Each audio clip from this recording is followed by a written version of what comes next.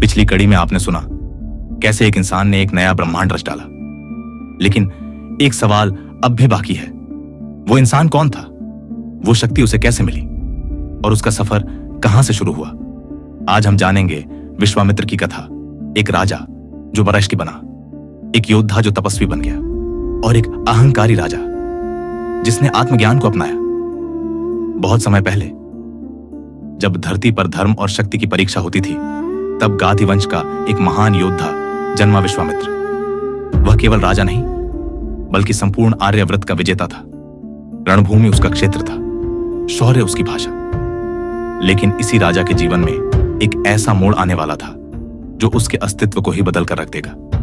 एक दिन विजय अभियान से लौटते हुए विश्वामित्र पहुंचे एक आश्रम में जहां रहते थे ब्रह्मर्षि वशिष्ठ।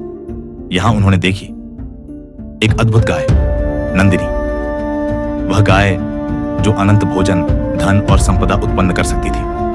राजा का मन ललचाया। मुझे यह चाहिए, उन्होंने कहा। राज्य के बदले गाय की मांग की, पर वशिष्ठ बोले, यह मेरे अधीन नहीं, यह देवताओं की धरोहर है। विश्वामित्र ने बल प्रयोग किया, सेना लाई, युद्ध हुआ, पर एक अर्शे, एक लाठी और पूरी सेना धूल में। यह केवल हार नहीं थी, यह एक राजा के अहंकार का पतन था।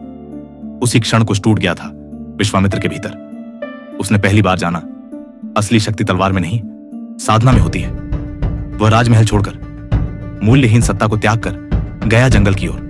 तप, योग, ध्यान, मौन, वर्षों तक उसका एक ही लक्ष्य था, आलसी बनना नहीं, वशिष्ठ से भी महान बनना। हर कदम पर बाधाएं आई। देवताओं ने उसकी परीक्षा ली। मेनका को भेजा गया उसकी तपस्या भंग करने के लिए। वो विचलित हुआ, हां, पर रुका नहीं, क्योंकि अब वह राजा नहीं रहा, अब वह साधक था। अंततः वर्षों बाद जब उसका तप ऐसा हो गया कि ब्रह्मांड कांप उठे, स्वयं वशिष्ठ ने उसे गले लगाकर कहा, अब तू भी ब्रह्मर्षि है। यह विजय किसी युद्ध की नहीं थी, यह विजय थी स्वयं पर। इसी बिंदु से वह यात्रा शुरू हुई जिसकी झलक आपने पिछली कड़ी में देखी, कैसे एक ब्रह्मर्षि ने एक नया ब्रह्मांड रचा। आज हम समझते हैं कि ब्रह्मांड की रचना सिर्फ शक्ति से नहीं होती, बल्कि साधना, समर्पण और आत्मज्ञान से होती है। विश्वामित्र की कहानी हमें यह नहीं बताती कि कोई राजा आहारी बन गया। यह हमें यह सिखाती है कि जब इंसान भीतर झांकता है तो वो खुद ब्रह्मांड से बड़ा बन सकता है। राजा बनना आसान है, लेकिन अहंकार छोड़कर आलसी बनना वो असली पराक्रम है।